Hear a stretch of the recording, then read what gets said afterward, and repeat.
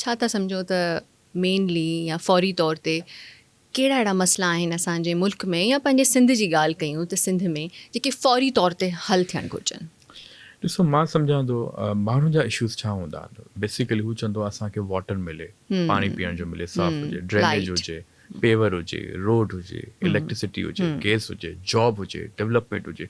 इहे माण्हुनि जा बेसिकली कमु हूंदा आहिनि जेके असांखे लिखाए वेंदा आहिनि। ऐं मां छा कंदो आहियां, मां जॾहिं इलेक्शन में जॾहिं कैंपेन ते हुयुमि त पंहिंजे मोबाइल ते लिखंदो वेंदो हुउमि नोट्स ते ठीकु आहे, त हीअ इलेक्ट्रिसिटी जी हेडिंग करी, हिन खे ट्रांसफार्मर जी ज़रूरत आहे, सही, हिन खे जॉब जी ज़रूरत आहे, हिन हा, खे ड्रेनेज जी ज़रूरत आहे। उहो अञा बि मूं वटि मोबाइल में लिस्ट पई आहे। जॾहिं बि मूंखे का शइ मिलंदी आहे गवर्नमेंट जी तरफ़, जॾहिं बि मिलंदी या मिली आहे त पोइ उन्हनि खे माण्हुनि खे मां वरी पोइ हाईलाइट करे, छो त उन्हनि मूंखे पाण लिखाया आहिनि त मतिलबु दे मस्ट बी नेसेसरी, उनखे ज़रूरत हूंदी। ठीकु, त पोइ इहो हिकु मुंहिंजो फॉर्मूलो आहे जेको मां कंदो आहियां। छो त पेपर्स असां वटि हूंदा आहिनि, हेॾे हेॾे थी वेंदा आहिनि, मोबाइल तव्हांखे ख़बर आहे सॼो ॾींहुं गॾु हूंदी आहे, गॾु हूंदी आहे, त बिल्कुलु, इन जे करे इहे शयूं करणियूं पवंदियूं आहिनि पब्लिक लाइ। ऐं ऑब्वियसली उनखे क्विक रिस्पॉन्ड करिणो पवंदो आहे। अगरि माण्हू असांखे फ़ोन करे थो ऐं असां उनखे हिकु ॾींहुं जवाबु नथा ॾियूं त उहो चिड़ी वेंदो आहे, चई साईं भला चवंदा आहिनि त साईं तव्हां फ़ोन ई नथा खणो, हीअं नथा खणो।